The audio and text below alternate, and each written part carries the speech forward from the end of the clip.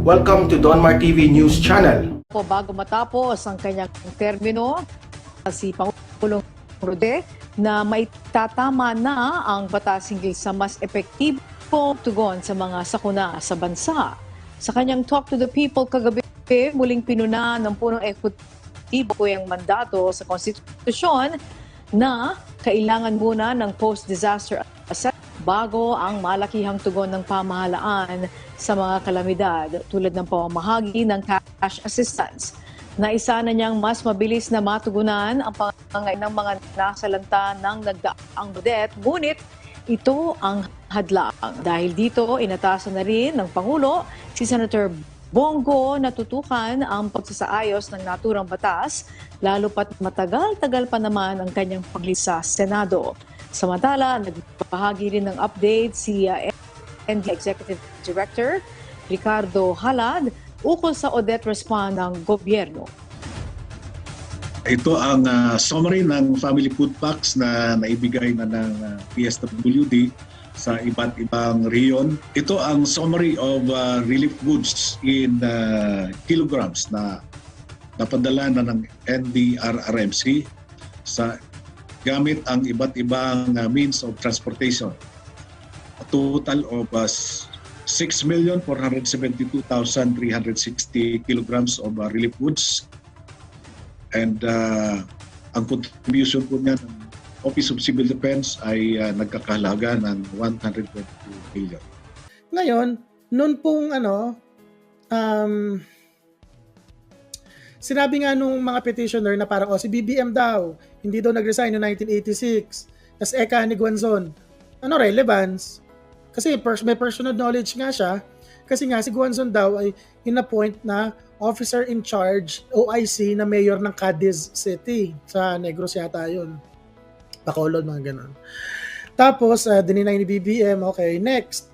Ang sabi po ng petitioner, guilty beyond reasonable doubt daw, si BBM per RTC 1995 decision. Yun yung na-conviction ng 8 counts ng kung ano-ano na yung tig 4 counts ng violation of Section 45 and Section 50 of the Internal Revenue Code of 1977. Yun ay in connection with his non-filing of ITR ng 82, 83, 84, 85 at yung kanyan daw di umano ay non-payment ng deficiency taxes ng 82, 83, 84, 85. Isa pang pinawiwirdohan ako, yung dapat nag-judicial notice sila na sinabi nila na, ma'am, kailangan po, sabi dapat ng abogado ni BBM, ewan ko lang kung po pwede yun hindi naman kasi ako abogado, pero ako kasi gagawin ko yun eh. Sabihin ko, lilinawin ko, ma'am, hindi po 82, 83, 84, 85 ang pinag-uusapan natin dito, kundi 85 lang. Kasi po, yung part po na may perpetual disqualification, only because yung batas ay naamyenda yung National Internal Revenue Code. Wala yung perpetual DQ nung una. Nagkaroon lang siya ng perpetual DQ by virtue of Presidential Decree 1994 na inilabas noong 1985 at naging effective New Year's Day 1986. So ibig sabihin, kung may tatamaan si BBM ng perpetual DQ, dapat yung ITR lang niya for 1985 na dapat final noong 1986 kasi there's no such thing as ex post facto laws. Well, unless may mga pa rin, pero pag penal ang provision, walang ex post facto law, bawal po sa constitution 'yon. So ang punto, dapat binanggit man lang nung abogado 'yon kasi parang masyado maamang tupay abogado eh. Pero problema na nila 'yon. Hindi ko naman kaso 'yon. So anyway, dapat sinabi niya 'yon. Pangalawa, noon pong sinabi din niya na hindi daw kasi nag-resign. Tapos dapat ni-raise ng abogado na ma'am. Sinabi dapat, Commissioner Guanzon, paano po siya magre-resign? Physically prevented siya ng Philippine National Government itself. Physically prevented siya and financially prevented by virtue of Executive Order 2 Series of 1986, issued March 1986. Physically and financially prevented siya na mag-file, even mag-resign. Alam niyo po ba, yung Executive Order 2, Series of 1986, basically froze all the assets of the entire Marcos family. Ibig sabihin po nun guys, pambili mo lang ng gasolina at diesel, si BBM, pakakargahan lang yung kotse niya, wala. Kasi bawal nilang galawin yung kanilang bank accounts. So hindi ko magets kung bakit hindi iyon in-erase ng abogado ni BBM. Gets niyo? Sabi niya, paano po kami magka-file ng taon na yun? If in-erase po lahat ng assets namin, ni piso na ilalabas namin sa bank account namin, hindi namin mailabas. Paano? Saan kami lulugar niyan? If in-erase po ni Cory yung bank account namin. Diba? Doon ako na, okay. Next. Ang hindi ko naman maintindihan, meanwhile, doon sa abogado ng prosecution, ng petitioner, hindi naman prosecution, di naman ito criminal case. Ang hindi ko naman maintindihan doon sa petitioner, bakit kinukulit nila ng kinukulit yung desisyon ng Regional Trial Court, samantalang superseded na siya ng desisyon ng Court of Appeals. Di ba inapila sa Court of Appeals? So why are they even mentioning yung conviction for Section 50? 45 lang yung uphold. Tapos, ipinilit pa noong petitioner na meron daw imprisonment of 3 years. Ang problema po guys, wala naman doon sa desisyon ng Court of Appeals na eventually naging final and executory. Wala po sa desisyon ng Court of Appeals yung imprisonment. Ano yun? Meron bang implied imprisonment? Wala pong ganun. Kailangan i-mention mo yung imprisonment. Diba? So anyhow, next. Nagalit si Guanzon. Kasi dinidebate ng petitioner na abogado yung abogado ni BBM. Okay, nasabi ko na yun kanina. Ngayon, sinabi din ng abogado ng petitioner na hindi daw nagbayad si BBM ng taxes due. Na dininay naman ng abogado ni BBM kasi daw, eto po yung nagbayad po kami sa Land Bank. Tinanong ngayon ni Guanzon, sabi ni Guanzon, guys, hoy, petitioner, nasa ano yung pruweba ninyo na hindi siya nagbayad? Meron daw certification yung mga petitioner saying na hindi daw nakapag-comply sa RTC si BBM. Kaya lang, 'di ba, ang inilabas ng RTC noon ay wala silang record. Hindi nila sinabing hindi sila nag-comply. And you're asking for the court records of something that happened 25 years ago. Really? If this happened like 5 years ago, malamang kompleto yung files ng RTC. But what the RTC said was there is no record. Walang sinasabi na there is no payment. And true enough, nagbayad naman daw sa Land Bank. But sige lang, problema na nila yon. Pero sasabi ko lang yung totoo. Next, sinabi din ni Ilagan, si Ilagan, basta yung petitioner na abogado, guilty beyond reasonable doubt by CA for non-filing ng ITR. Dito ako nagka-problema.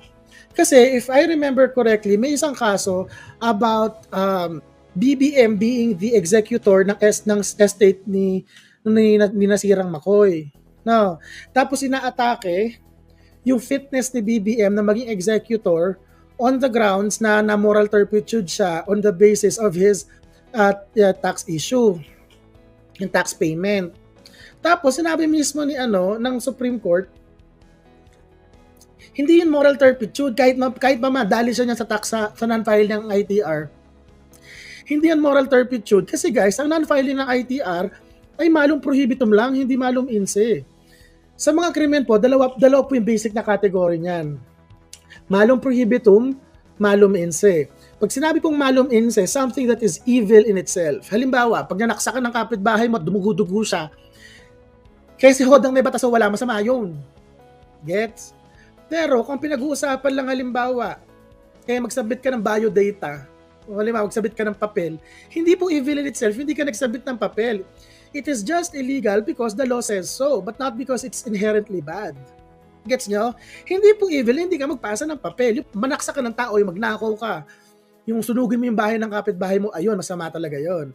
Pero pag hindi ka nag-submit, malum prohibitum lang yon, hindi yun malum inse. Ang sinasabi ngayon, mahirap, hindi, parang ang labo na magkaroon ng moral turpitude. Ibig sabihin yung sobrang kababuyan yung ginawa mong kaso, pagka malum prohibitum lang.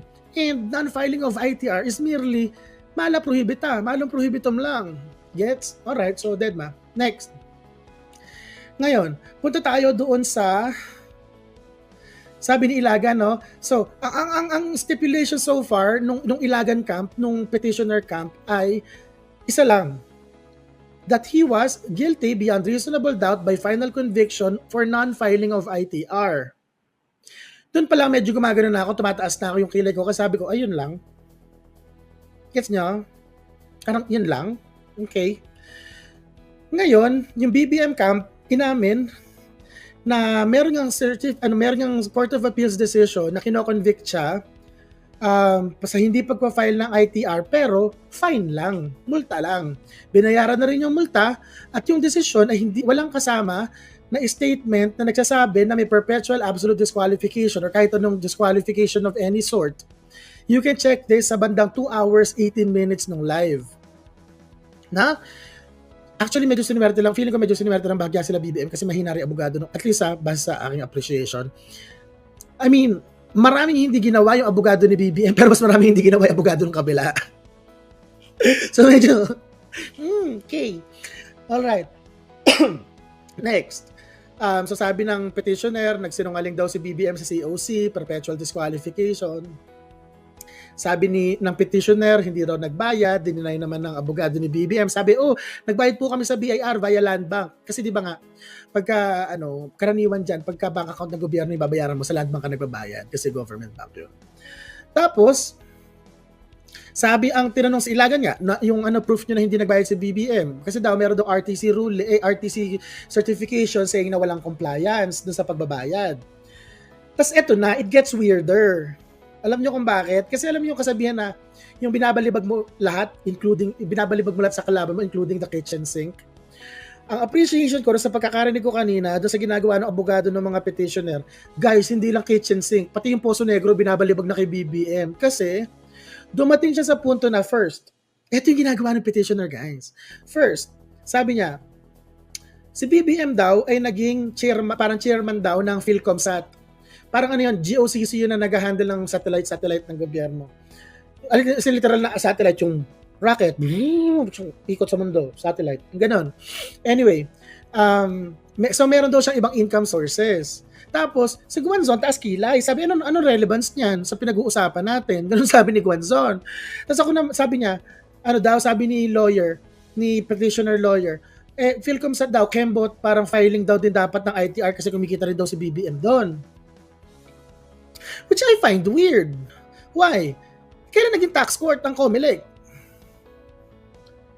Diba? Di ba may presumption of regularity? Ano nangyari? So, dahil wala kayong makita na finally BBM na ITR na involving his earnings sa PhilComSat, hindi na siya nag-file ng ITR. Bakit? Kayo ba custodian ng records ng ITR ni BBM?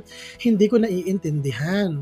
Bakit? Ba't nilalagyan ng mga petitioner ng palabok? Ang pinag-uusapan lang po natin dito ay yung mga ITR ni BBM involving his stint as a government official, as for a year vice governor and for 3 years as governor of Ilocos Norte. Wala pong PhilComSat na pinag-uusapan dito. Kaya siguro kahit si Guanzon napapagano si Guanzon, problema mo girl, parang ganon. Alright. So ngayon, sinabi pa further noong petitioner na, si BBM nga hindi nag-file ng ITR 82, 83, 84, 85. Hanggang ngayon. Ganun yung sabi nila. Tapos, ako parang, ano to? Nasa ebidensya nyo, laway? Laway lang? Naloka ako kasi sabi ko, malay nyo. Tapos sabi nga ni Guanzon, time out. So, dinimanda nyo na siya, kinonvict ninyo, pagka-convict, gusto nyo pang mag-file? Sabi, opo, belated filing, ganyan, para daw i-declare niya lahat ng mga kembot, makinita niya. Tapos ako parang, wait, hindi ba parang double jeopardy yun? Kasi ganito guys, pinalayas niya siya February 86, hindi siya nakapag-file ng taxes. Bago siya umuwi, nakasalang na-assess na siya ng BIR, naka-file na yung mga kaso laban sa kanya. Wala siyang chance na mag-file ng ITR. Kasi nakasampa na eh. Gets? Secondly, di ba pinagmulta na. Final executory decision na. So ang gusto ni Akbayan, i-penalize pa further si BBM for the same act? Hindi ba parang double jeopardy yun? Ang weird, no? Tapos nga, it's also interesting na if you're going at them, pero i-assume natin na hindi pa siya double jeopardy. Parang, kasi alam nyo guys, parang ganito. Pag sinaksak mo, yung kapitbahay mo, madidemanda ka, homicide siguro or murder. Pag ikaw, na reclusion perpetua na, kunwari, na 40 years imprisonment ka, tapos naklabas ka, hindi ka na po pwedeng idemanda uli para rin sa pagsaksak doon sa kapitbahay mo on that same act. Kasi you can only be penalized, you can only be punished once for one punishment per offense. Hindi po pwede 2 punishments. Tapos magkaiba. Ang weird nun. So, ang pinapalitaw ngayon, noong akbayan, parang, hindi pa siya nag-ano ngayon. So, ano gusto mong gawin namin? Pinagbulta mo na, tapos paparusahan pa natin ng bago. And secondly, wala din naman jurisdiction ang COMELEC on that matter. Wala po sa lugar na hilingin mo sa COMELEC na i-penalize siya for something. Ang weird. Gets nyo? So, halimbawa, eto, sinasabi niya, dapat daw kasi meron daw 3 years na imprisonment si BBM. Tapos, ang problema po guys, yung final and executory decision that came from the Court of Appeals matapos i-withdraw ni BBM yung kanyang apela sa Supreme Court. Yung CA decision na naging final and executory, walang jail term. Walang determination of moral turpitude. Wala. So, in the absence of such a clause, such a significant clause, ang ina-argue ngayon ng petitioner, dapat may may 3 years yan na dapat may 3 years na imprisonment. Tapos ako parang wait, ang sabi ng CA, walang imprisonment. Inalabas yung CA decision 1997. Guys, 2022 na po. 25 years later na po ito, guys. A quarter of a century later. Tapos ang gusto ninyo, 25 years later, naging final and executory na yung decision. Tapos ang gusto ninyo, ipa-review nyo sa COMELEC. Hindi ko naiintindihan, biglang overnight sabihin ng COMELEC, nagkamali itong CA, dapat nilagyan niya ng kulong. Ay, ang weird nun. Hindi po trabaho ng COMELEC yun. Dapat siguro i-file niya sa Supreme Court, although that in itself medyo malabo na yan. Bakit? Kasi tapos na yung kaso bubuklatin mo ba?